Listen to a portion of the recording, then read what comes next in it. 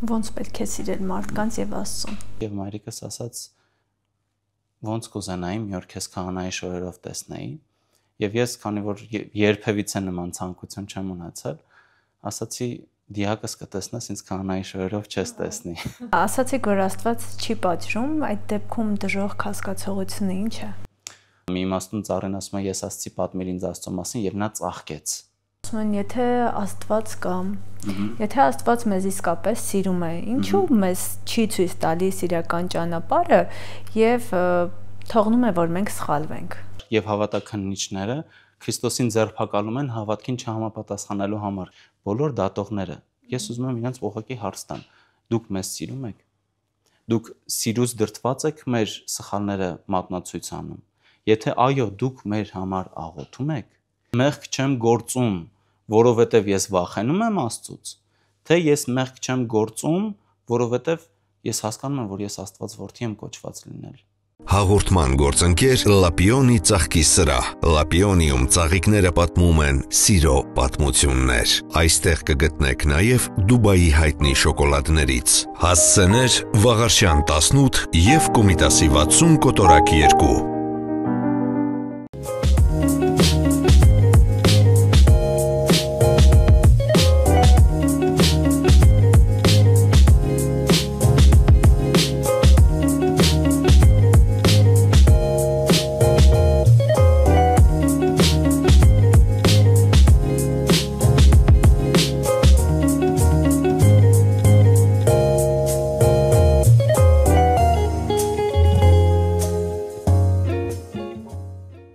Ողջույն այսօր կյանքի ճանապարհին Տեր Մովսես Քահանա Սահակյանի հետ ենք եւ ուզում եմ պատմել ձեզ նախքան հարցազրույցի սկսելը եւ հյուրին ողջունելը, թե ինչու որոշեցի հենց Տեր Մովսեսի հետ հարցազրույց իրականացնել, իրականում մեր հաղորդման հետևորդներից մեկի խնդրանքով եւ հորդորով։ Բարև ձեզ Տեր Մովսես։ Բարև ձեզ։ Այ երիտասարդ աղջիկ էր ինձ գրել, ասաց, որ երբ որ գալիս է Սուրբ Ձորավոր եկեղեցի եւ պատարագը դուք եք անցկացնում, ինքը պատարագը շատ հաճույքով է լսում եւ հասկանում է պատարագը։ Այդ ինչպես եք անցկացնում։ Ինչ նյուանսներ կան, որ օգտագործում եք։ Իրականում ոչ մի արտառոց բան չեմ անում, անում եմ նույնի, ինչ որ մնացյալ քահանաներն են անում։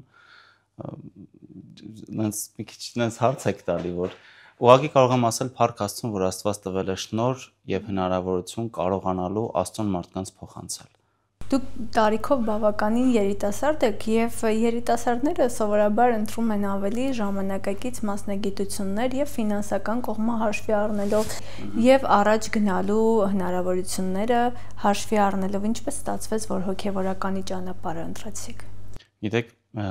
հետաքրքիր է, հետաքրքիր պատմություն է կարծում եմ, ես համենայնդեպս հետաքրքիր եմ դա համարում։ Ինձ ծնողներս մանկուց մեծացրել են, կարելի ասել եկեղեցու մեջ, այսինքն 5 տարեկանից ծնողներս ամեն օր ինձ տարել են եկեղեցի եւ հայրս ամեն օր Աստվածաշունչ է ընթերցել երեկոյան եւ մենք լսել ենք, այսինքն մենք ստացել ենք քրիստոնեական, ես, եղբայրս մեր ընտանիքում ստացել ենք քրիստոնեական դաստիարակություն, բայց երբևիցե հոգեվորական դառնալու ցանկություն իմ մեջ չի եղել։ Եվ այսօրվա պես հիշում եմ այն օրը, երբ 14 տարեկան էի, մայրիկիս հետ ես մեծացել եմ Ռուսաստանում։ Մայրիկիս հետ մտնում էինք եկեղեցու տարածք եւ մեր քաղաքում հայկական եկեղեցի չկար, մենք այնտեղ ռուսական եկեղեցի էինք գնում։ Մտնում էինք տարածք եւ մայրիկս ասաց. ոնց կուզենայի մի օր քեզ քահանայի շորերով տեսնեի։ Եվ ես քանի որ երբևիցե նման ցանկություն չեմ ունեցել, ասացի դիակս կտեսնես, ինձ քահանայի շորերով չես տեսնի։ Այսօրվա պես հիշում եմ։ Եվ դրանից 1 տարի անց 15 տարեկան էի եւ յուրաքանչյուր ամռան արձակուրդների դպրոցական արձակուրդների ժամանակ ինձ ծնողներս ուղարկում էին Հայաստան, որպեսզի արմատներից չկտրվեմ, եւ այդ տարի հետաքրքիր մի դեպք տեղի ունեցավ, ուրեմն հայրս ասաց գնալու ես, չէ, եկեղեցի։ Ասացի Կիրակի օրերը միայն, դե ամեն օր էին ինձ հորդորում, որ գնայի եկեղեցի, ասաց չէ, չորեքշաբթի, ուրբաթ եւ Կիրակի շաբաթական 3 անգամ պիտի գնաս, ասում եմ արձակուրդ եմ, ուզում եմ հանգստանամ, թողեք որ միայն Կիրակի գնամ, վերջը խոսեցինք, եկանք այն եզրահանգմանը, որ պիտի շաբաթական 3 անգամ գնամ, չորեքշաբթի, ուրբաթ եւ Կիրակի։ Եկավ առաջի չորեքշաբթի օրը, եւ ես առավոտյան գնացի եկեղեցի ժամերգության, եւ թերևս պայմանավորված էր նրանում, որ այնտեղ մենք ռուսական եկեղեցի էինք գնում եւ ծեսը, դիսակարգը ամբողջը այլ էր։ Չորեքշաբթի օրը առավոտյան մտա եկեղեցի եւ ժամերգության ժամանակ շարականը, որ երգվում էր, այնպիսի մեծ ազդեցություն թողեց իմ վրա, որ ես սկսեցի օրը 2 անգամ գնալ եկեղեցի, ինքնական, այսինքն ամեն օր ինչքան հնարավորություն ունենում էի, գնում էի եկեղեցի եւ մասնակցում էի ժամերգություններին, բայց այդուհանդերձ միևնույն է հոգեվորական դառնալու ցանկություն չունեի եւ պատրաստվում էի վերադառնալ Ռուսաստան եւ ուսումս շարունակել այնտեղ։ Այնպես ստացվեց, որ եկեղեցու հավատացյալներից մեկը Մայրաթորում մտերիմ հոգեվորականներ իրար հետ խոսել են, ասել է, որ իմ ընկերուհու տղան գալիս է եկեղեցի, այսպես սաղմոս է կարդում եկեղեցում, եւ այդ հոգեվորականը ինձ հրավիրում է Էջմիածին հանդիպման։ Սկզբից, երբ որ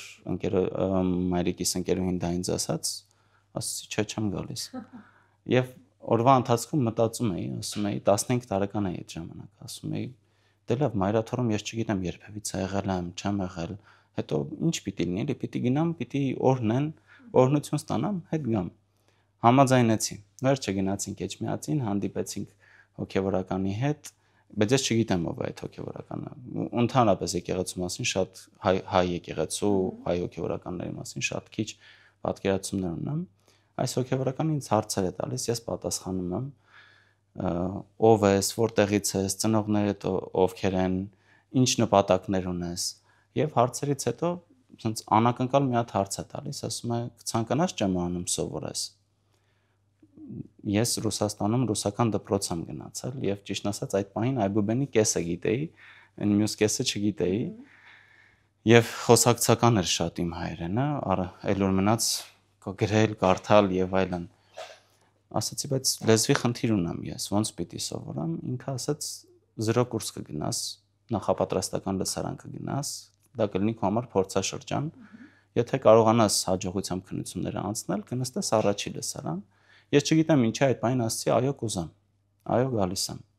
Դուրս եկանք այդտեղից, հենց անհասկանալի զգացմունքներով, մտածում եմ, բայց ինչի ասացի այո։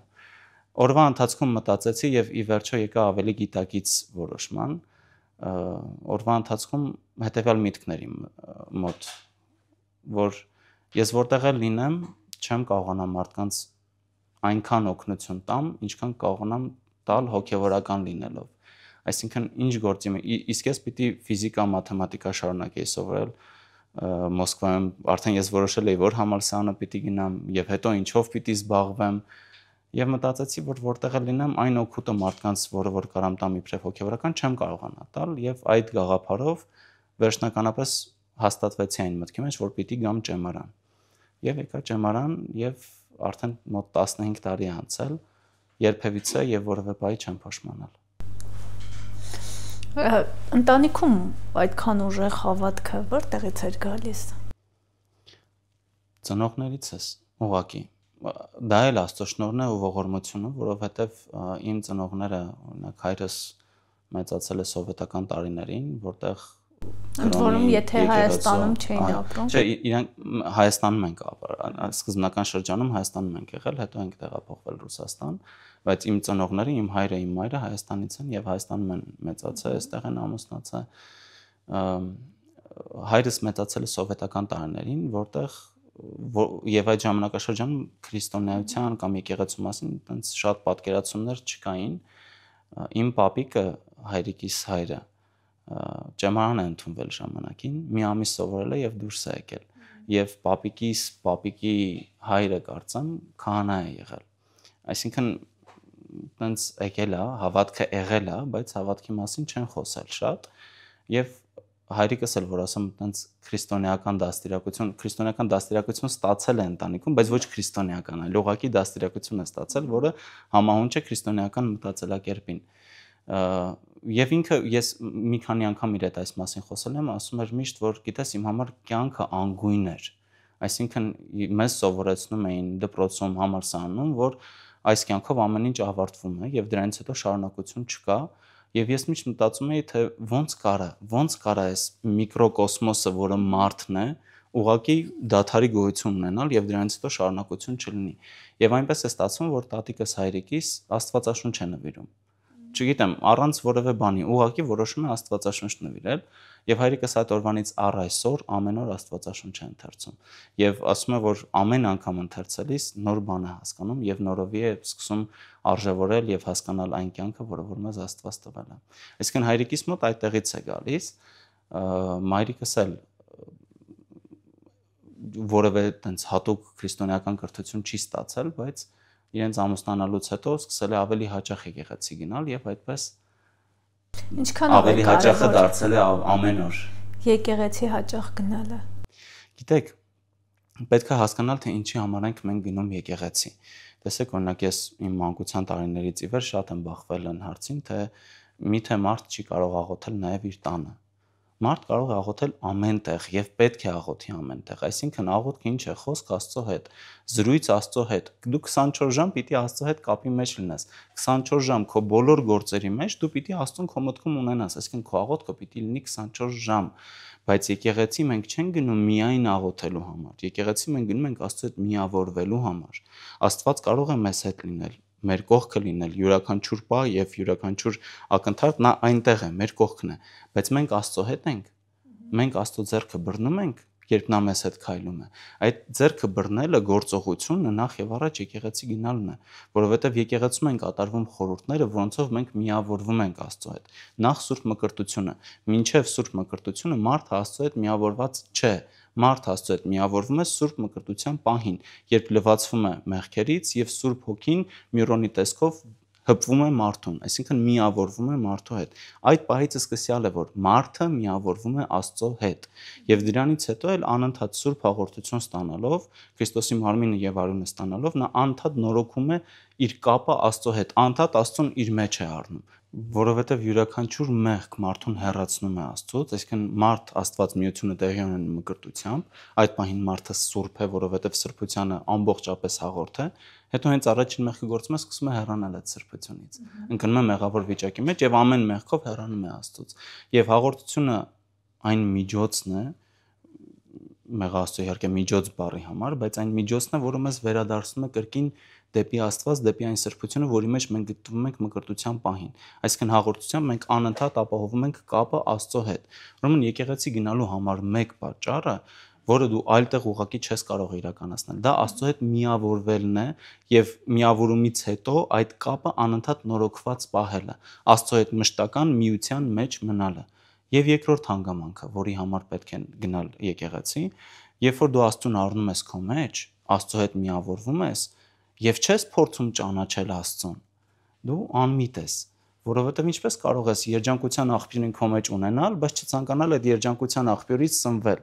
Իսկ ինչպես կարող ես սնվել, եթե չգիտես ինչ է այդ երջանկությունը։ Այսինքն, երբ որ մենք Աստծո հետ միավորվում ենք, մենք պիտի նաև փորձենք ճանաչել այդ Աստծուն։ Աստծուն ճանաչելու միջոցներն են բնականաբար աղոթքը, որովհետև մենք մեր մարդկային մտքով չենք կարող հասու լինել անհասանելիին, եւ մենք խնդրում ենք, որպեսզի Աստված ինքը մեզ ինքն իրեն բացահայտի, եւ երկրորդը Սուրբ Գիրքը։ Սուրբ Գրքի սերտողությունը։ Իսկ որտեղ դու կարող ես ավելի շատ իմանալ Սուրբ Գրքի մասին, եթե ոչ եկեղեցում, որտեղ է Սուրբ Գիրքը առավելաբար քարոզվում ճիշտ կերպով, եթե ոչ եկեղեցում։ Երբ նույն հատվածը երկու տարբեր մարդիկ կարող են կարդալ եւ տարբեր կերպ ընկալել, ով պիտի ցույց տա, թե որն է ճիշտ ընկալումը Սուրբ Գրքի, եթե ոչ եկեղեցին։ Մարդիկ, որոնք չունեն վստահություն եկեղեցու նկատմամբ, հիմա գուցե ասեն, այ ես տանը եթե կարդամ, ավելի շատ բան եմ սովորելու, ավելի լավ եմ ընկալելու Սուրբ Գիրքը, քան այն քահանաների ասածով ընկալեմ, որոնք չեն համապատասխանում իմ պատկերացրած հոգևորականի կերպարին։ Տեսեք, մի բան կցանկանամ ուղղակի բոլորս հաշվի առնենք, էլի, որ որևէ մարդ հավատաքննիչ լինելու իրավունք չունի։ Այսինքն բոլորդ գիտեք, չէ՞, Կարամազով եղբայրների հայտնի հատվածը, որտեղ Հիսուս Քրիստոս գալիս է աշխարհ եւ հավատաքննիչները Քրիստոսին ձերբակալում են հավատքին չհամապատասխանելու համար, քրիստոնեական հավատքին չհամապատասխանելու համար։ Մենք մեր սուբյեկտիվ պատկերացումները իրավունք չունենք բերելու հավատքի դաշտ եւ դատելու մարդկանց հավատքը։ Պողոս առաքյալը ասում է յուրաքանչյուր ծառա իր տիրոջ առջև ընկած կամ կանգուն, եւ Տերն է դատավորը, մի դատիր, որ չդատվես։ Այսինքն յուրաքանչյուր մարդու դատավորը բացառաբար Տերն է։ Հետևաբար նախ ինչ եմ ես ցանկանում ասել, որ եկեք մենք դուրս գանք այդ դատավորի դիրքից, հա։ Հիսուս Քրիստոս ասում է նախ քո աչքի գերանը հանի, որ հետո կարողանաս եղբորդ աչքի փուշը հանել։ Դու պիտի հանես եղբորդ աչքի փուշը, բայց բացառաբար քո աչքի գերանը հանելուց հետո։ Այսինքն դու պիտի եղբորդ, որ կարծում ես թե սրբակենցաղ կյանքի մեջ չի, ուղղորդես դեպի սրբակենցաղ կյանք, բայց միայն քո սեփական օրինակով, երբ դու ինքդ գնում ես դեպի սրբություն։ Եվ կապ չունի, որ այստեղ ով է հոգևորական, ով ոչ։ Մենք բոլորս, այո, հոգևորականի պարտականությունները ավելի մեծ են։ Հոգևորականը իր քայլերի համար բնականաբար այլ կերպ պիտի պատասխան տա Աստծուն, բայց եթե ես ունեմ եղբայր, ով տեսնում է իմ սխալ ընթացքը, նա պարտավոր է ինձ օգնել, բայց կարող է ինձ օգնել այն դեպքում, երբ որ ես իր մեջ տեսնեմ, որ ինքն էլ այդ գաղափարախոսության կրողն է։ Եթե ես եւ ինքը անում ենք նույն սխալները եւ ինքը ինձ գալիս ասում է դու լավը չես, ես չեմ լսի ուղղակի նրան, որովհետեւ նա էլ է նույնը անում, ինչ որ ես եմ անում։ Նույնը բնականաբար հակառակը, մենք էլ որպես հոգևորականներ անընդհատ պիտի աշխատենք մեր վրա, անընդհատ պիտի կատարելագործվենք, բոլոր մարդիկ, առավել եւս հոգևորականները, բայց պիտի մարդիկ նաեւ հաշվի առնեն այն հասկացողությունը, որ եթե սովորական մարդկանց համար գայթակղություններ կան, հոգևորականների համար շատ ավելին են։ Մենք մինչև հաղորդումը խոսեցինք եւ ուղղակի ուզում եմ կրկին ասեմ, յուրաքանչյուր մարդ պատասխանատու է իր փրկության համար։ Հոգևորականը պատասխանատու է ոչ միայն իր փրկության համար, այլ բազում մարդկանց փրկության համար։ Եվ եթե չարը փորձում է անել այնպես, որպեսզի մարդիկ շեղվեն փրկությունից, իր համար ավելի հեշտ է ուղղակի շարքից անել հոգևորականին, որի հետևից բազում մարդիկ են գնում, քան թե այն մարդկանց, ովքեր հոգևորականի հետևից գնում են։ Հետևաբար հոգևորականների համար գայթակղությունները ավելի շատ են, եւ մարդիկ փոխարենը դատելու հոգևորականներին, պիտի աղոթեն հոգևորականների համար։ Նախ եւ առաջ բոլոր դատողները, ես ուզում եմ իրենց ուղղակի հարց տամ. դուք մեզ սիրում եք։ Դուք սիրուց դրդված եք մեր սխալները մատնացույց անում։ Եթե այո, դուք մեր համար աղոթում եք, եւ եթե դուք մեր համար աղոթում եք եւ մեզ սիրում եք, գործնական քայլ անում եք մեզ ուղղելու համար, դուք գալիս եք մեր կողքին, լինում եք մեր հետ, անցնում եք այն ճանապարհը, որ մենք անցնում ենք։ Սա ինչ վերաբերվում է նրան, որ մարդիկ վստահություն չունեն հոգևորականների հանդեպ։ Բայց բնական է, այն ինչ որ ես ասում եմ, սենց մի վարքյանում մարդկանց փոխանցել չի լինի եւ կլինեն մարդիկ, ովքեր կասեն, մեկա դուք վատն եք, մենք ձեզ չենք հավատում։ Հիմա այս դեպքում էլ մի ուրիշ բան ունեմ ասելու։ Տեսեք, հոգևորականը բանալի է, որը բացում է դուռը դեպի երկնքի արքայություն, որովհետեւ միայն հոգևորականը իրավունք ունի կատարելու խորհուրդ Սուրբ Մկրտության եւ Սուրբ Հաղորդության։ Առանց Սուրբ Մկրտության եւ առանց Սուրբ Հաղորդության ըստ Սուրբ Գրքի մարդ չունի փրկություն։ Ով չուտի եւ չմպի իմ մարմինը եւ չմպի իմ արյունը երկնքի արքայություն չի մտնի։ Ով չծնվի հոգուց երկնքի արքայություն չի մտնի։ Սա շատ հստակ եւ Սուրբ գրային պատգամ է, պատգամ չի անգամ ուղղորդում կամ հրահանգ կամ պայման, որը ցույց է տալիս, թե ով կարող է հասնել փրկության։ Միայն Աստված գիտի ով կարող է հասնել փրկության, բայց եթե ես ցանկանում եմ հասնել փրկության, ուրեմն պիտի պարտադիր հաղորդություն ստանամ Քրիստոսի մարմինը եւ արյունը։ Եվ հոգևորական այն անձն է, ով իրավասու է, իրավունք ունի Աստծո կողմից տալու մարդուն Սուրբ Հաղորդությունը։ Հիմա հոգևորականը բանալի է, որը բացում է դուռը դեպի երկնքի արքայությունը։ Բնականաբար բոլորս էլ կցանկանանք, որ մեր բանալին լինի ամենասիրունը, չէ՞, մարդկային մտածելակերպը։ Ես ուզում եմ, որ իմ բանալին լինի ամենասիրունը։ Եվ ես հասկանում եմ, մարդիկ ուզում են, որ մենք լինենք հնարավորինս կատարյալ, որովհետև մենք այս ժողովրդի քահանաներն ենք, եւ ժողովուրդը ուզում է, որ մենք լինենք կատարյալ։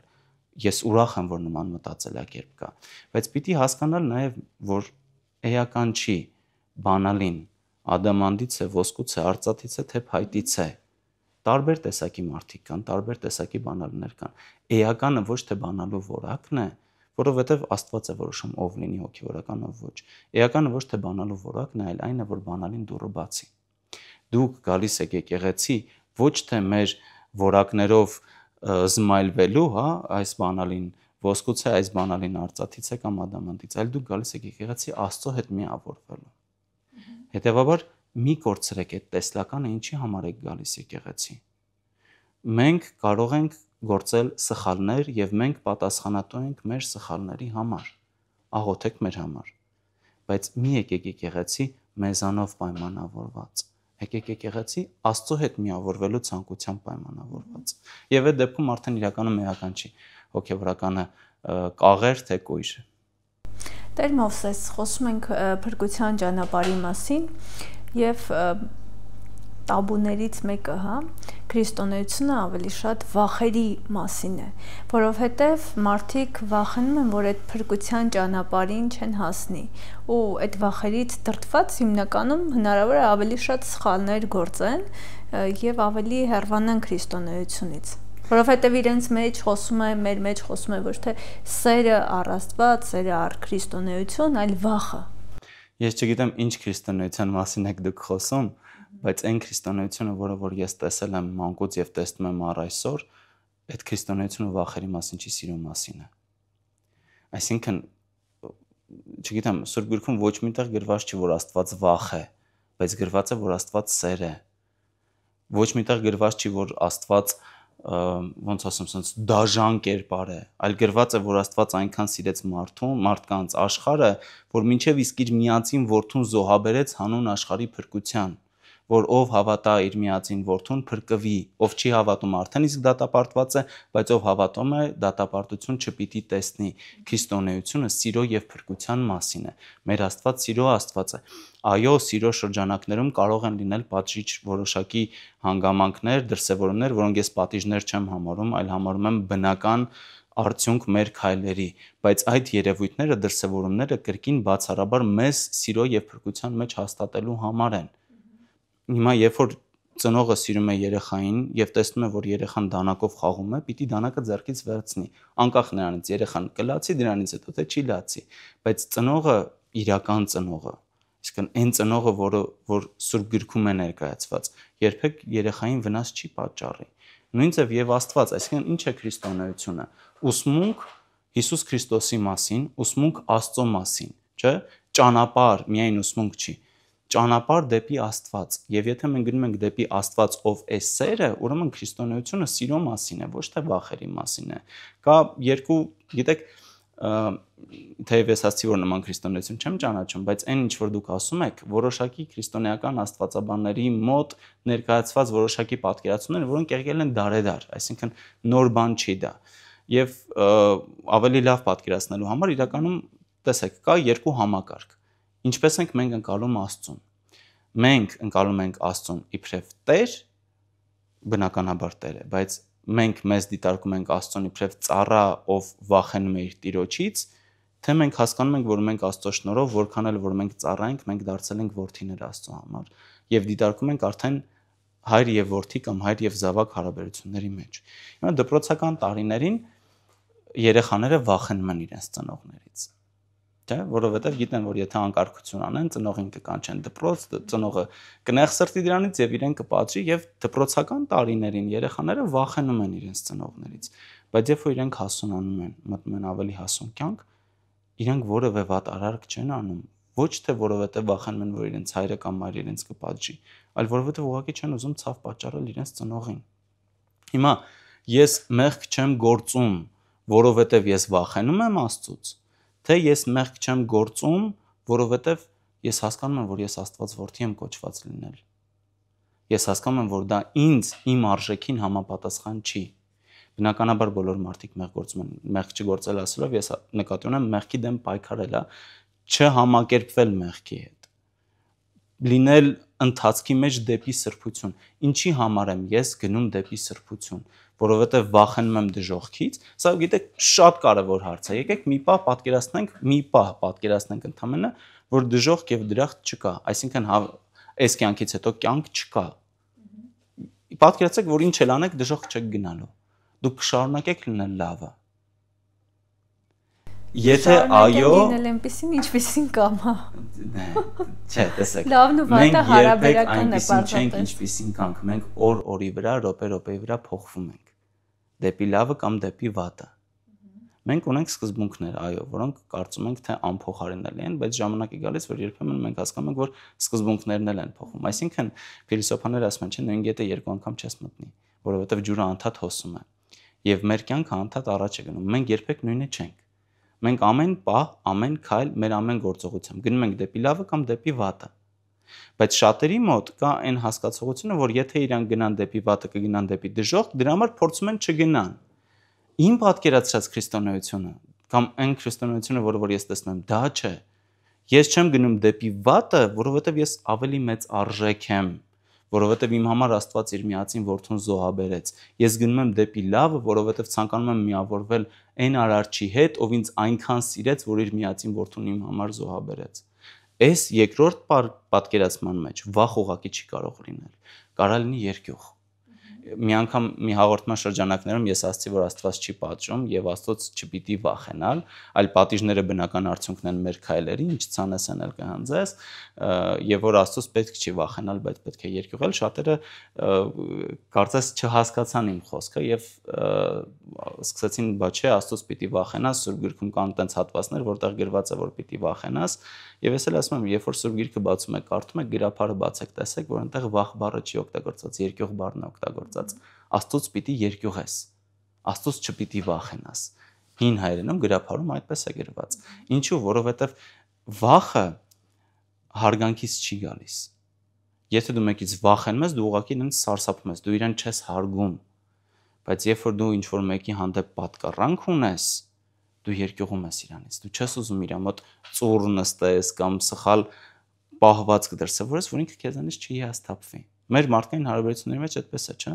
Մենք մեր ծնողների մոտ երկյուղած ենք մեզ պահում, որովհետև չենք ուզում, որ իրանք մեզանից հիասթափվեն։ Կան բաներ, որ մենք անանք ընկերական շրջապատում մեզ թույլ տանք, բայց ոչ երբեք մեր ծնողների մոտ, չէ՞։ Ինչի, որովհետև իրանք այդպեսին չեն մեզ դաստիարակել։ Հիմա նույնը Աստվածը։ Մենք Աստծոց պիտի երկյուղենք, մենք չպիտի ցանկանանք արժեզրկել ինչ-որ առումով այն զոհաբերությունը, որ նա կատարեց մեր համար, բայց ոչ երբեք վախենանք։ Եթե մենք վախից դրդված ենք գնում դեպի Աստված, ուրեմն մենք չենք գնում դեպի Աստված։ Ասացիք, որ Աստված չի պատժում, այդ դեպքում դժոխք հասկացողությունը ինչ է։ Բնական արդյունքը մեր քայլերի եւ մեր որոշումների։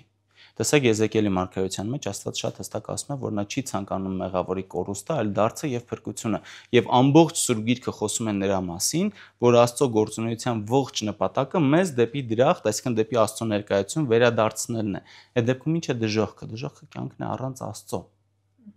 Դրախտը կյանքն է Աստծո հետ։ Դժոխքն ու դրախտը սկսում են այս աշխարհից։ Երբ որ մենք ընտրում ենք Աստծուն կամ հրաժարվում ենք Աստծուց, մենք հրաժարվեցինք Աստծուց, մենք արդեն իսկ մեզ դնում ենք դժոխքի մեջ, որովհետև դժոխքը անգույն կյանքն է առանց Աստծո։ Դրախտը գույներով լցված կյանքն է եւ այդ գույները գալիս են Աստծուց։ Հիմա երբ որ ես որոշում եմ մեղք գործեմ, Աստված այդտեղ մեղք ունի։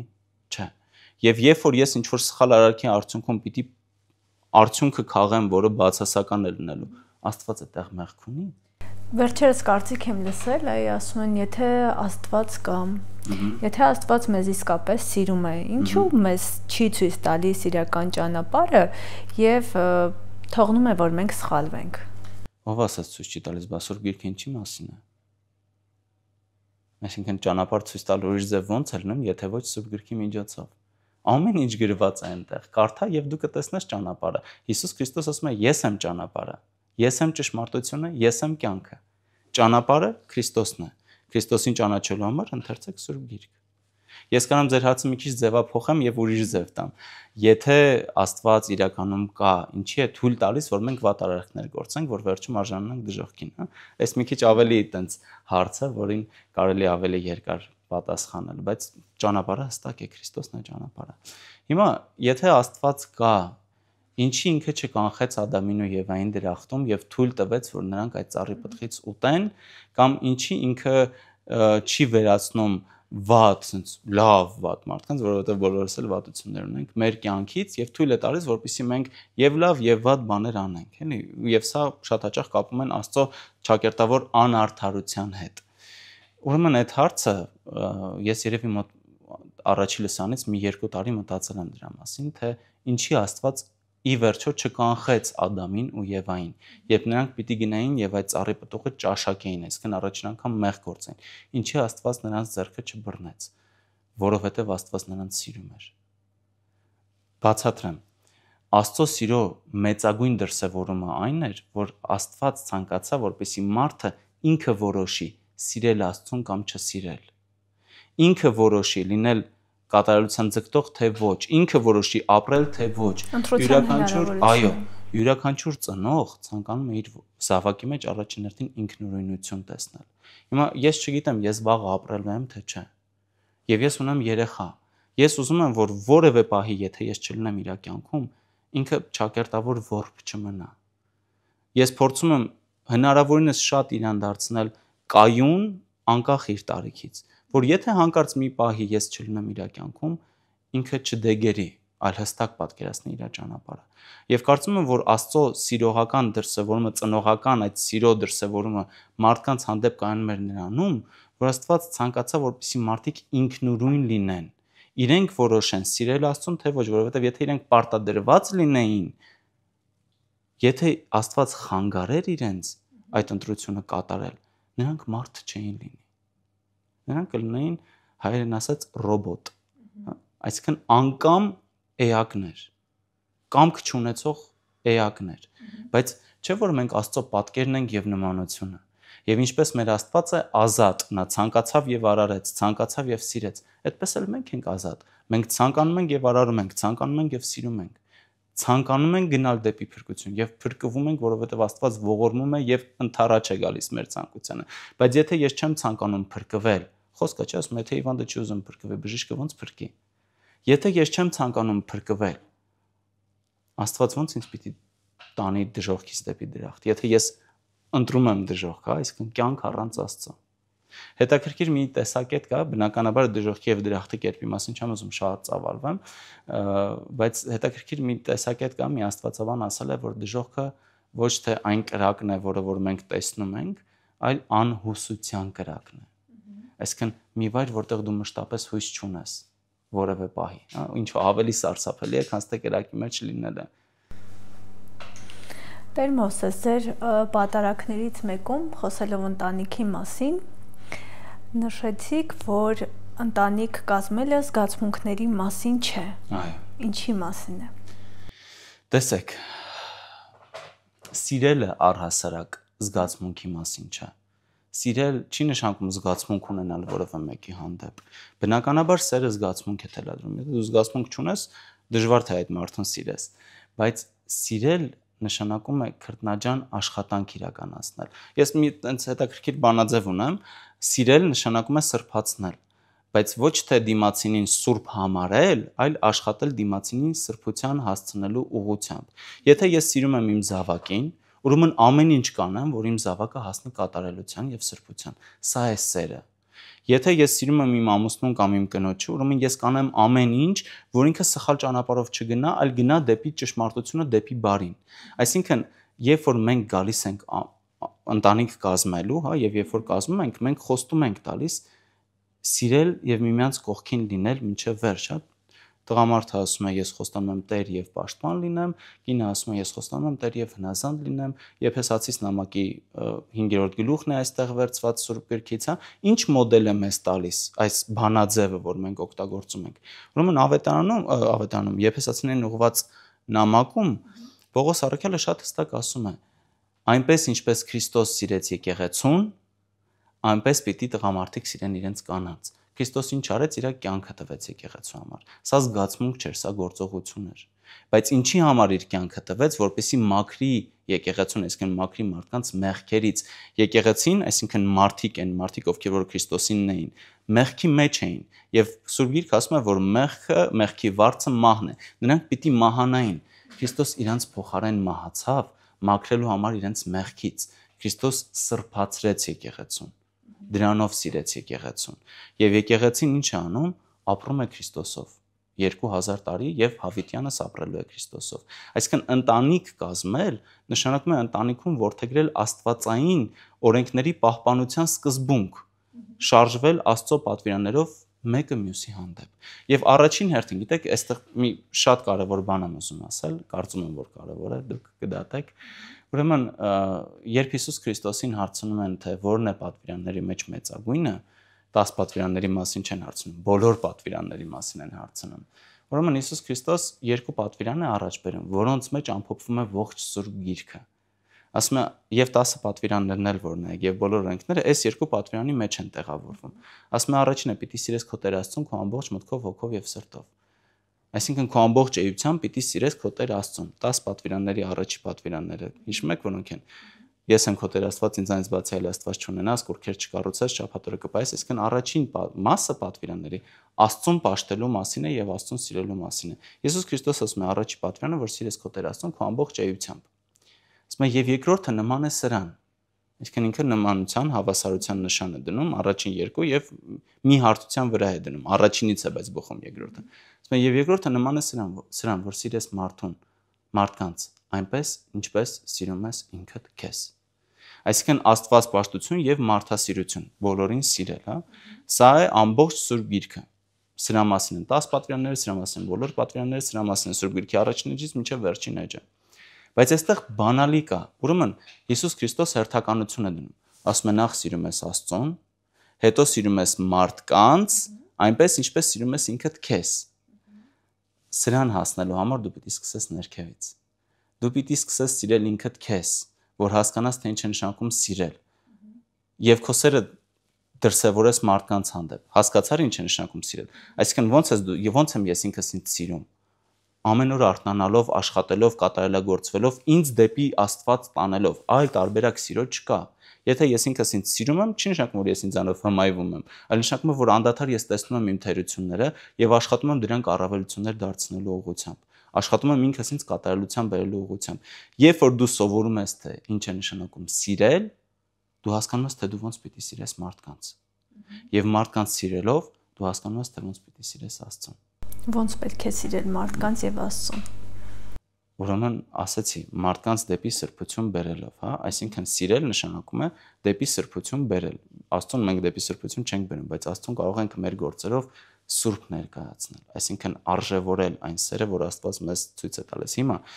ինքդ քեզ սիրել նշանակում է ինքդ քո վրա աշխատել եւ տանալ քեզ կատարելության։ Սիրել մարդկանց նշանակում է աչքի գերանը հանեցիր,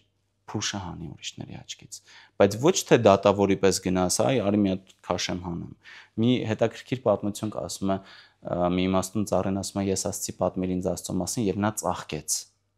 Եվ ինձ շատ հաճախ հարցնում են, ասում են ոնց անենք, որ մարդիկ հասկանան, որ պետք է գալ եկեղեցի կամ պետք է հավատալ Աստծուն։ Ես ասում եմ ուղղակի եղեք երջանիկ։ Եվ մարդիկ տեսնելով ձեր երջանկությունը կհասկանան, թե որտեղից է գալիս այն։ Այսինքն քարոզելու լավագույն միջոցը երբեմն լուր աշխատանք իրականացնելն է եւ ոչ մի խոսք չասելը։ Երբ որ մարդիկ տեսնեն քո մեջ սրբությունը եւ այդ սրբության արդյունքը, երբեք դու մինչև կյանքի վերջ դու մեղքեր գործելու ես, երբ որ ասում եմ սրբություն քո մեջ տեսնեն, չի նշանակում որ քեզ տեսնելու են ասեն դու սուրբ ես, չէ։ Ավելի վատ որ տեսնեն այդպես բան ասեն, վաղը մյուսօր էլ մի ուրիշ բան կտեսնեն եւ ամբողջությամբ կհիասթափվեն եւ կմոռանան որ դու բազմաթիվ լավ կողմեր ունես։ Տեսնել քո մեջ սրբություն նշանակում է տեսնել քո մեջ Աստծո ներգործությունը։ Երբ որ իրանք տեսնեն քո գործերում Աստծո ներկայությունը, իրանք կգան դեպի Աստված, անկախ նրանից դու իրենց դա ասում ես թե չէ։ Այսինքն սիրել մարդկանց նախ եւ առաջ նշանակում է սիրել ինքդ քեզ եւ քո օրինակով մարդկանց հետ միասին քայլել դեպի Աստված, գնալ դեպի Աստված։ Աստծուն ոնց կարող ենք սիրել։ Հովանես Ավետանիչը իր առաջին ընդհանրական նամակում ասում է, եթե ասեք, որ սիրում եք ինձ, բայց չսիրեք մարդկանց, դուք կեղծավոր եք, որովհետև ինչպես կարող եք սիրել նրան, ում չեք տեսնում, երբ չեք սիրում նրանց, ում տեսնում եք։ Այսինքն Աստծուն սիրելու միջոցը մարդկանց սիրելն է, բայց ընկալումով, գիտակցումով, որ ես սա անում եմ, որովհետև ոչ թե որովհետև սա ուղղակի մարդ է, այլ որովհետև այս մարդու համար Աստված ինքն իրեն զոհաբերեց, այլ որովհետև այս մարդը Աստծո զավակն է։ Եվ Հիսուս Քրիստոս ասում է դատաստանի ժամանակ ձեզ պիտի ասեմ սոված է եւ ինձ չկերակրեցիք, ծարավ է եւ ինձ ջուր չտվեցիք, մերկ է եւ ինձ շոր չտվեցիք։ Եվ ասում են, բայց մենք քեզ որտեղ տեսանք սոված, ծարավ եւ մերկ, եւ նա ասում է այն բոլոր մարդիկ, ովքեր սոված էին ծարավ եւ մերկ, այնտեղ ես էի։ Այսինքն երբ որ դու որևէ մեկին եւ որևէ սոված մարդու կերակրում ես, դու Քրիստոսին ես կերակրում, Քրիստոսի խոսքերի տրամաբանության մեջ, որովհետեւ այդ մարդու մեջ Աստված կա։ Եթե չլիներ այդ մարդը չէր ապրի։ Եթե որևէ մարդու մեջ Աստված չլինի, մարդ չի ապրի։ Ուրիշ հարց է թե այդ մարդը այդ Աստծո հետ ինչքանով է կապված կամ ինչքանով կապված չի։ Եվ երկարում եմ մի քիչ, բայց մի բան էլ ասեմ։ Ավետանում կա պատգամ, հրահանգ, սիրիր թշնամուդ։ Ավետիք Իսահակյանին ասում են ինչպես կարող ես սիրել թշնամուդ, էլի թուրքին ոնց կարա սիրես։ Եվ Ավետիք Իսահակյանն ասում է, գիտեք, երբ որ Քրիստոս ասում էր այդ խոսքերը, թուրքը դեռ չկար, դրա համար ասել է, եթե լիներ չէր ասի։ Սա իհարկե շատ հոգուն հաճույք պատճառող արտահայտություն է, բայց եկեք իրականում հասկանանք, թե ինչպես դու կարող ես սիրել թշնամուն, թշնամուց ուժեղ լինելով։ Երբ որ մեկը գալիս է քեզ անդադար ծեծում է ու գնում է ու դու իր հետևից ասում ես, դե ես քրիստոնյա եմ, ես քեզ ներում եմ, դա չեղավ որ դու իրան ներում ես, դու ուղղակի հնարավորություն չունես վրեժ լուծելու։ Բայց երբ որ մեկը գալիս է քո առջև եւ դու իրանից ավելի ուժեղ ես, եւ դու կարաս ուղղակի իրան ոչնչացնես, եւ դու դա իրան ցույց ես տալի, բայց ասում ես, գիտես ինչ, ես քեզ չեմ ոչնչացնում։ Գնա եւ այլևս այդ սխալը չկատարես, սա է սիրո դրսեւորումը։ Երբ որ Հիսուս Քրիստոս ասում է սիրեք ձեր թշնամիներին, նշանակում է, որ դուք պիտի լինեք ամենաուժեղը։ Տեսեք, եկանք այն գաղափարին, որ դուք սկզբից ասացիք քրիստոնեությունը վախի կրոն է։ Քրիստոնեությունը իմ համար ոչ վախի կրոն է, ոչ էլ թույլերի կրոն է։ Այդ թյուր կարծրատիպն էլ կա, որ քրիստոնեությունը թույլերի համար է։ Ոչ, քրիստոնեությունը ուժեղների կրոն է։ Դու կարող ես սիրել, սեր դրսևորել, ներում դրսևորել, բացառաբար այն դեպքում, երբ դու ավելի ուժեղ ես։ Երբ դու կարող ես չդրսևորել դա, բայց որոշում ես դրսևորել։ Հետևաբար թշնամուն սիրելու համար, իսկ թշնամուն ճիշտ ուղղության մեջ դնելու համար դու առնվազն թշնամուց գերակա պիտի լինես։ Բայց նաև ասում է, եթե ապտակում են մի այտիդ, մյուսը դեմ դուր։ Դա շատ հետաքրքիր հատված է, գիտեք։ Ուրեմն հрьяաները, երբ որ իրար հետ բանավիճում էին, եթե այսպես ապտակեր եւ մյուս այտը դեմ դար, ինքը այս կողմից չէ, պիտի ապտակեր։ Սա հրեական միջավայրում շատ ուժեղ անարգանքի նշան էր, եւ երկու հրեա իրար երբեք այդպես չէին ապտակի։ Այսինքն պատկերացրեք, եթե երկու հրեա են, ինքը ապտակեց մի այտին, հրեան մյուս այտը տա, ասի դե այս մեկին էլ խփի, ինքը անարգանք էր տալի դիմացինին, որովհետեւ դիմացինը չէր խփի, որովհետեւ սա շատ ուժեղ անարգանք էր իրենց մեջ համարվում։ Այսինքն, երբ որ Հիսուս Քրիստոսը ասում է մի այտի ապտակում են մյուսին, մյուսը դուր, չի ասում է, որ գալիս են գլուխդ կտրեն, կախի թող կտրեն։ Ի վերջո, երբ որ Հիսուս Քրիստոսին տանում են, որ արդեն պիտի խաչը հանեն քահանայապետի մոտ, իրեն ապտակում են Քրիստոսին։ Քրիստոս մյուս այտը դեմ չի տալիս։ Չի ասում դե լավ, այս մեկին էլ խփեք։ Ասում է ինչի ինձ խփեցիր։ Ես սխալ բան եմ արել, որ դու ինձ խփում ես։ Հասկանում եք, այսինքն այդ պատգամը Հիսուս Քրիստոսի մյուս այտը դեմ դուր։ Նշանակում է, եթե կարաս կոնֆլիկտը չխորացնես, կռվի չվերածես, այլ խոսքով ամեն ինչ լուծես, քո արժանապատվության սահմաններում լուծի, որովհետև ի վերջո երկու կողմն էլ Աստծո զավակներն են եւ Աստված չի ցանկանում, որ որևէ մեկը սխալ ընթացքի մեջ լինի կամ տուժի, հասկանում եք, այսինքն այս պատգամը կրկին ոչ թե թույլ լինելու մասին, այլ ուժեղ լինելու մասին է։ Եթե վերադառնանք ընտանիք հասկացողությանը, ինչ է ընտանիքը, եթե զգացմունքի մասին չէ, ինչ է ըստ քրիստոնեության։ Զգացմունքը լինելու է, չի կարող չլինել։ Եթե կա սեր, կա զգացմունք, բայց ընտանիքը ավելի շատ, գիտեք ինչի մասին, սրբության մասին է։ Պատահական չի, որ Աստված մեզ հայտնվում է իբրև Սուրբ Երրորդություն։ Միություն, երեք անձերի կատարյալ միություն։ Ընտանիքը տարբեր անձանց կատարյալ միությունն է, որտեղ պիտի տիրի աստվածային սերը։ Այսինքն տեսեք, երեք անձերը Սուրբ Երրորդության, Հայրը, Որդին եւ Սուրբ Հոգին։ Իրենք երեք անձ են, բայց մեկ աստվածություն։ Ավելի որպեսզի դժվար չլինի հասկանալը, պատկերացրեք մարդը, հա, դուք մարմին եք, բաղկացած եք մարմնից, հոգուց եւ ոգուց, չէ՞։ Եվ մարմինը հոգի չի, հոգին մարմին չի, ոգին հոգի չի։ Դրանք երեք տարբեր բաներ են եւ տարբեր ֆունկցիաներ են, չէ՞, իրականացնում, բայց երեքը միասին կազմում են ձեզ, որպես անհատ, չէ՞, որպես անժելա։ Ուրեմն կա Հայր, Որդի եւ Սուրբ Հոգի։ Իրանցից յուրաքանչյուրը ունի իր գործառույթը, օրինակ Որդին մարդեղացել է, մարդ է դարձել, Հայրը չի մարդեղացել։ Իրանցից յուրաքանչյուրը ունի իր գործառույթը։ Որդին ծնվում է հորից, Հոգին չի ծնվում հորից, Հոգին բխում է հորից։ Այսինքն իրենց մեջ կա տարբերություն, բայց իրենք երեքը միասին կազմում են մեկ աստվածություն, մեկ իրականություն, մեկ ամբողջություն, որովհետև իրենց մեջ չկա տարբերություն կամքի կամ ցանկության կամ որևէ այլ բանի։ Իրենք ինչ անում են, դրա մեջ երեքով են։ Այսինքն կատարյալ միության մասին է ընտանիքը։ Աստծո պատկերը ընտանիքում ձևավորելու մասին է։ Ընտանիքը տարբեր կարելի անգամ ասել տարբեր մշակույթներից է, որովհետև յուրաքանչյուր ընտանիք ունի իր մշակույթը։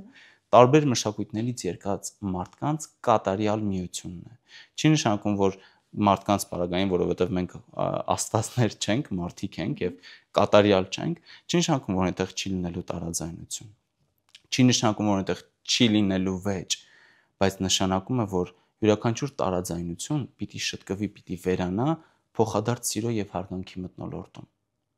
Մենք գալիս ենք տարբեր մշակույթներից, տարբեր միջավայրերից, տարբեր պատկերացումներով, թեև նույն ազգի կարող ենք այսինքն նույն մշակույթի մեծ առումով կրողներն ենք, բայց յուրաքանչյուրս տարբեր աշխարհ ենք։ Երկու տարբեր աշխարհներ գալիս են եւ միավորվում են եւ դառնում են մեկ մարմին, ոչ են այլևս երկու, այլ մեկ մարմին։ Իսկն երկու աշխարհներից ձևավորվում է մեկ աշխարհ, որտեղ արդեն առաջանում են փոքր աշխարհիկներ։ Ինչ են բաժանությունների թիվը այդքան շատ Հայաստանում։ Որովհետև մարդիկ չեն գիտակցում, թե ինչ է ամուսնությունը, չեն գիտակցում, թե ինչ է ընտանիքը։ Գիտեք, մի անգամ մի աստվածաբան շատ հետաքրքիր խոսք ասաց եւ առ այսօր դա դաջված է իմ ուղեղում, իմ հետ կարող են շատ հոգեբաններ չհամաձայնել, բայց նա ասաց, որ ամուսնալուծությունը վատագույն քայլն է, որ դու կարող եք անել ձեր զավակների հանդեպ։ Վատագույն ուղղակի։ Ես կասեմ ավելին, ամուսնալուծությունը վատագույն քայլն է, որ դու կարող եք անել մեկը մյուսի հանդեպ։ Որովհետև այնինչ Աստված միացրեց, մարդը իրավունք չունի բաժանելու։ Այստեղ խնդիրը գիտեք որն է, որ մարդիկ մինչև ամուսնանալը պետք է հասկանան, ոչ թե ամուսնանալուց հետո հասկանան, մենք իրար համապատասխանում ենք, թե ոչ։ Այսինքն ես միշտ ասում եմ երիտասարդ զույգերին, որոնց հետ խոսակցություն եմ ունում, ես ասում եմ՝ մի եկեք Խորանի առջև կանգնեք մեկի հետ, ում հետ ցանկանում եք երջանկանալ։ Եկեք մեկի հետ, ում հետ արդեն իսկ երջանիկ եք։ Երջանկությունը գալիս է Աստծուց։ Եթե զույգերը միասին չեն գնում դեպի Աստված, երջանկությունը այնտեղ ժամանակավոր է լինելու։ Այսինքն, եթե քո կողքի մարդը ում հետ դու ուզում ես ամուսնանաս, որովհետև դու խոստում ես տալիս մինչև կյանքի վերջ մնալ այդ մարդու կողքին նեղությունների, դժվարությունների, փորձությունների ժամանակ։ Եթե դու այդ մարդու վրա վստահ չես, ուղղակի մի արի ամուսնանալու, որովհետև ավելի լավ է չամուսնանալ, քան ամուսնանալ եւ բաժանվել։ Եվ երկրորդ պատճառը, թե ինչու եմ ասում, որ ամուսնալուծությունը դա իհարկե կան դեպքեր, որտեղ ասենք, ասենք մնալ այդ ամուսնական հարաբերության մեջ նշանակում է ուղղակի գնալ մահվան, հա։ Շատ անհաջող դեպքեր լինում են։ Ես կոնկրետ դեպքի մասին չեմ խոսում, ես կոնցեպտի մասին եմ ավելի շատ խոսում։ Ես խոսում եմ այն մարդկանց մասին, ովքեր վարդագույն ակնոցներով գալիս են եկեղեցի ամուսնանալու։ Նախ այդ վարդագույն ակնոցները հանեք դրեք մի կողմ, որովհետև ամուսնությունը զգացմունքների մասին չի, զգացմունքները պահել կարելի է միայն գործերով։ Ամուսնությունը գործերի մասին է, քայլերի մասին է, թե ինչպես եմ ես քեզ օգնում հասնել այդ երջանկությանը։ Հիմա բայց ինչի ամուսնալուծությունը կարող է լինել վատակույն քայլը, որ դու կարող եք անել մեկը մյուսի եւ ինքներդ ձեր հանդեպ, որովհետեւ խնդրից խուսափել նշանակում է խնդիրը երբեք չլուծել, նշանակում է պարտվել։ Եթե դուք ունեք խնդիր իրար հետ, լուծեք խնդիրը։ Փախուստը լուծում չէ։ Եթե ձեռքդ հիվանդ է, փորձի բուժես այն, ոչ թե միանգամից կտրել եւ ինչի չես կտրում ձեռքդ, որովհետեւ քոնն ես, սիրում ես։ Ձեռքդ կտրվում է միայն այն պարագային, երբ որ դու հասկանում ես, որ արդեն քո ամբողջ կյանքին վտանգ կա։ Եթե չկտրեցիր, դու մահանում ես, հա։ Բայց ամեն պարագային հո ձեռքը չեն կտրում։ Քոնն ես, սիրում ես, չես ուզում զրկվես դրանից։ Նման մոտեցում պիտի լինի։ Այսինքն ամուսնալուծվել նշանակում է խնդիրը չլուծել, նշանակում է պարտվել։ Այն դաշտում, որը դուք խոստացաք մինչև կյանքի վերջ հաղթանակի տանել, այդ դաշտը դուք ուղղակի թողնում եք եւ հեռանում եք։ Տեր Մովսես, ինչ խորհուրդ կտաք այն մարդկանց, որոնք գտնում են իրենց կյանքի ճանապարհի դժվար էտապում։ Կասեմ, որ որևէ մեկը չկա, որ դժվար էտապների միջով չի անցնում։ Այսինքն մի անգամ ինձ հարցվեցին, այս մարդը սենց լավ բաներ է արել, Աստվածահաճո մարդը, խիա ինքը սենց խիով կներեք, որ ինչու չեմ ասում, խիա ինքը սենց դժվարությունների միջով անցնում։ Եվ ես ասացի, որ գիտեք, արդար մարդ լինել չի նշանակում չանցնել դժվարությունների միջով։ Ի վերջո Քրիստոսից արդար որևէ մեկը չկար, բայց մի հատ նայեք, թե ինչ դժվարությունների միջով Քրիստոս անցավ, ինչ չարչարանքների եւ տառապանքների միջով Քրիստոս անցավ։ Նախ եւ առաջ նման մարդկանց ես ուզում եմ ասեմ, որ հասկացեք, ֆիքսեք, երբեք չմոռանաք, որ այդ պահին դուք ուղղակի Քրիստոսի հետ եք, որովհետև Քրիստոս էլ այդ ճանապարհը անցավ եւ Քրիստոս ձեր հետ է այդ պահին։ Դուք համար մեկ բանը ինչ որ պիտի հասկանաք, որ այդ պահին դուք մենակ չեք։ Եվ երկրորդը հիշեք ավետարանական պատմությունները։ Հիսուս Քրիստոս իր աշակերտների հետ նստում է նավը եւ նավով անցնում են մի ափից դեպի մյուս ափը։ Ուրեմն այդ ճանապարհին Հիսուս Քրիստոս գնում է ննջելու, իսկ աշակերտները նավարկության ժամանակ տեսնում են, որ փոթորիկ է բարձրանում։ Ուրեմն սարսափելի տեսարան է փոթորիկը, եւ եթե ջուրը լցվեր նավի մեջ նրանք խորտակվեին, նրանց մարմինները հնարավոր է երբևիցե չգտնեին էլ, եւ աշակերտների մեծ մասը ձկնորսներ էին, այսինքն եւ բոլորը այդ ծովով երթևեկել են, այսինքն գիտեին դա ինչ բան է, եւ նրանք սարսափում են, գնում են Քրիստոսին արթնացնում են եւ հարց են տալիս մեն, միթե քո համար հոգ չէ, որ մենք կործանվում ենք։ Հիսուս Քրիստոս կանգնում է նայում է այդ ջրերին եւ ասում է. հանդարտվեք, լռեք։ Եվ ջրերը իսկույն լռում են։ Որից հետո Հիսուս Քրիստոս պատտվում է իր աշակերտներին եւ ասում է. ինչ եք այդքան վատասիրտ, դեռ հավատ չունեք, չեք հասկանում, որ այդ նավի մեջ Քրիստոս է։ Այդ նավը չէր կարող խորտակվել։ Չեք հասկանում, որ ձեր մեջ Քրիստոս կա։ Դուք չեք կարող խորտակվեք։ Քանի դեռ շարունակում եք նավարկել, դուք չեք խորտակվի, դուք նավ եք, որի մեջ է Քրիստոս։ Շնորհակալ եմ զրույցի համար։ Աստված օրհնի ձեզ։ Հիշեցնեմ, այսօր կյանքի ճանապարհին Տեր Մովսես Քահանա Սահակյանի հետ էինք, բաժանորդագրվեք եւ մեկնաբանություններում նշեք, թե ել ում կցանկանաք տեսնել իմ եւ ձեր կյանքի ճանապարհին։ Հաղորդումը նկարահանվում է Beer Academy-ում։